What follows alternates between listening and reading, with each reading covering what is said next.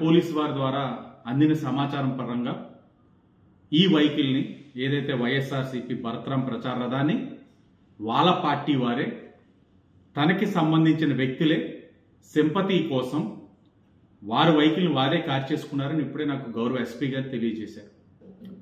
చాలా దురదృష్టకరం. రాజమహేంద్రవరంలో ఎప్పుడు ఇలాంటి సంస్కృతి సాంప్రదాయాలు లేవు. ఓటమి భయంతో, ఓరవలేని తనంతో ప్రజల్లోకి సింపతి తెచ్చుకోవడానికి ఇలాంటి చీప్ పాలిటిక్స్ వైసీపీ వాళ్ళు చేస్తారని మాత్రం నేను ఎప్పుడు కూడా ఊహించలే.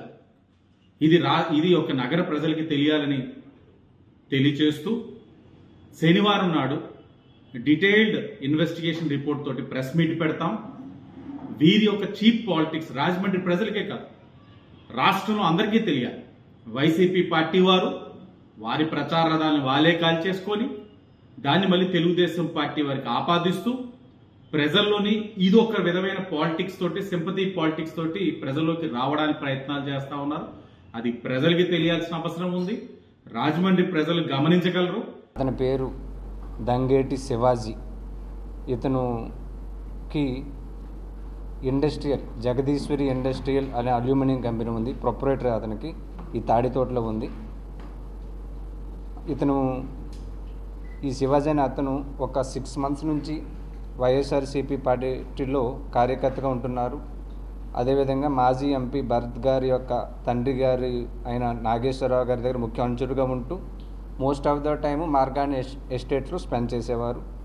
ఈ 2024 జనరల్ ఎలక్షన్లో వైఎస్ఆర్సీపీ ఓడిపోవడం, టీడీపీకి అధికారం రావడంతో ఈ శివాజీ అనే అతను ఎక్స్ఎంపీ గారి ఉన్న అభిమానంతో, అదేవిధంగా టీడీపీ శ్రేణులకు ప్రజల్లో ఒక మంచి పేరు వస్తుందని చెడగొట్టాలనే ఉద్దేశంతో 28 నైట్న రాత్రి 7 గంటల నుంచి 10 గంటల వరకు వాళ్ళ ఫ్రెండ్స్తో అక్కడ ఏదైతే రచ్చబండ ఉందో అక్కడ డ్రింక్ చేయడం జరిగింది. డ్రింక్ చేసిన తర్వాత అతను అక్కడి నుంచి బయలుదేరి తాడితోటలో ఉన్న అతను అల్యూమినియం షాప్ వద్దకు వెళ్ళి అతను ముందుగానే వేసుకున్న ప్లాన్ ప్రకారం షాపు దగ్గర ఉన్న మోటార్ సైకిల్ ఉంది ఇతనికి. ఆ మోటార్ సైకిల్ నుంచి కొంత పెట్రోల్ అనేది ఒక కవర్లోకి తీశాడు. అదేవిధంగా ఆ షాప్ పక్కన ఏదైతే ఇంకొక షాప్ ఉందో అక్కడికి వెళ్ళి ఈ మస్కిటో రిపెల్లెంట్స్ తీసుకున్నాడు. మస్కిటో రిపెల్లెంట్స్ తీసుకోవడం జరిగింది.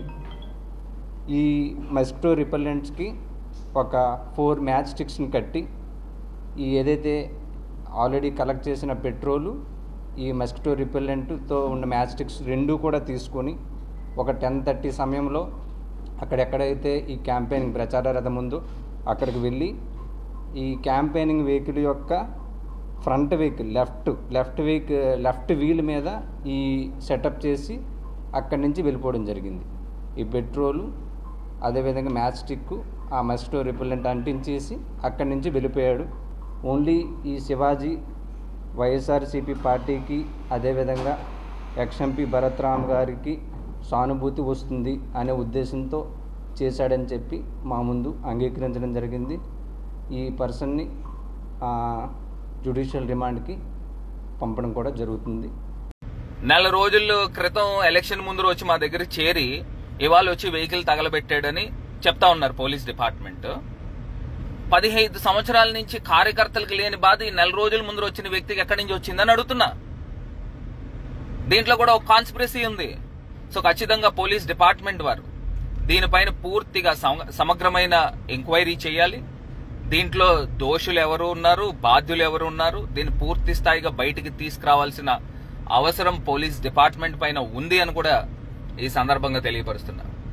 అతను ఆ కన్ఫెషన్ స్టేట్మెంట్ లో కూడా ఇచ్చాడు. ఏమని ఇచ్చాడనంటే పోలీస్ డిపార్ట్మెంట్ దగ్గర ఏమని చెప్తున్నాడు, ఆ వ్యక్తి ఏదైతే మోరంపూడి ఫ్లైఓవర్ దగ్గర తెలుగుదేశం పార్టీకి మైలేజ్ వచ్చిందని చెప్తా ఉన్నాడు. ఆ మోరంపూడి ఫ్లైఓవర్ దగ్గర ఏదైతే శిలాపలకాన్ని కోలగొట్టిన వాళ్ళు దానికి మైలేజ్ వచ్చింది, ఎవరికి వస్తుంది? ఆ సింపతి నాకు వస్తుంది. అతను ఏమని చెప్తున్నాడు, తెలుగుదేశం పార్టీ వాళ్ళకి వచ్చిందని చెప్తా ఉన్నాడు. ఇక్కడే అర్థమైపోతా ఉంది. ఇక్కడ మాకు సింపతి రావాలి అని చెప్పేసి ఆ వెహికల్ తగలబెట్టాడని చెప్తా ఉన్నాడు. ఇక్కడే ఎంత కాన్స్పిరసీ థియరీ. ఇప్పుడు నెల రోజుల క్రితం వచ్చిన వ్యక్తి ఎందుకు చేస్తాడు? అతను మరీ వచ్చి అన్ని వ్యాపారాలు వదిలేసుకుని వచ్చి ఇక్కడే ఉండి ఇక్కడే అన్ని పనులు చేసుకుంటూ వెళ్తా ఉన్నాడు అని అంటే మీరు పంపించిన వ్యక్తిగా మేము భావించాలా? ఎట్లా భావించాలి? ఇప్పుడు ఇంత నీచమైన సంస్కృతి మాకు లేదు. మాకు రాజకీయాలు ఒక్కటే పరమావధి కాదు. వ్యాపారం చేసుకుని మా నాన్నగారు కానీ మేం కానీ వ్యాపారం చేసుకుని ఇవాళ మేము మా సొంత డబ్బులు ఖర్చు పెట్టుకుని వ్యవహరించిన వ్యక్తులం మేము. ఇవాళ మీరు రాజకీయాల్లో మీరు డబ్బులు సంపాదించుకున్నారో, రాజకీయాలను అడ్డు పెట్టుకుని డబ్బులు సంపాదించుకున్నారో ప్రజలకు అన్నీ తెలుసు. ఇప్పుడు మేము రాజకీయాల్లోకి వచ్చిన తర్వాత నేను మొన్న చెప్పాను, మళ్ళీ ఇవాళ చెప్తున్నా, ఆనాల వెంకటపారావు రోడ్లో 10,000 గజాల స్థలం అమ్ముకున్నాం మేము. అది ఇవాళ దాని విలువ ఎంత ఉంటుంది? కనీస పక్షాన 100 కోట్ల రూపాయల ఆస్తి ఉంటుంది. ఇవాళ మేమేమన్నా ఈ 5 సంవత్సరాల్లో నా పైన ఏమన్నా మరక ఉందా? మేము ఏ రకంగా కుటుంబం ఏ రకంగా వ్యవహరించాము అది ఇవాళ ప్రజలకు అందరికీ కూడా తెలుసు. దయచేసి ఈ నీచ రాజకీయాలు మానుకోండి. మాకు చేయాల్సిన అవసరం మాకేంటి? ఇప్పుడు సింపతియే గెయిన్ చేయాలంటే ఇప్పుడు ఏమన్నా ఎలక్షన్స్ ఉన్నాయా సింపతి గెయిన్ చేయడానికి? ఒకవేళ నిజంగా మా పైన ఆ వ్యక్తికి అంత అభిమానం ఉండి సింపతి ఇది చేయాలనే ఇది ఉంటే ఇప్పుడు మా పైన ఈ రకంగా మా వెహికల్ని ఎందుకు తగలబెడతాడు? మాకెందుకు ఆస్తి నష్టం చేస్తాడు? ఇప్పుడు మా సొంత వెహికల్ ఎందుకు చేస్తాడు? అవతలోడు మీ ఆపోజిషన్ పార్టీలది చేయాలి కదా, మాది ఎందుకు చేస్తాడు? ఇవన్నీ కూడా ప్రజలు ఆలోచన చేయాలి, గమనిస్తా ఉన్నారు. ఖచ్చితంగా దీంట్లో ఎవరు దుర్మార్గం ఉందనేది ప్రజలకి అర్థమవుతుంది. ఈ అవసరం మాకేంటి?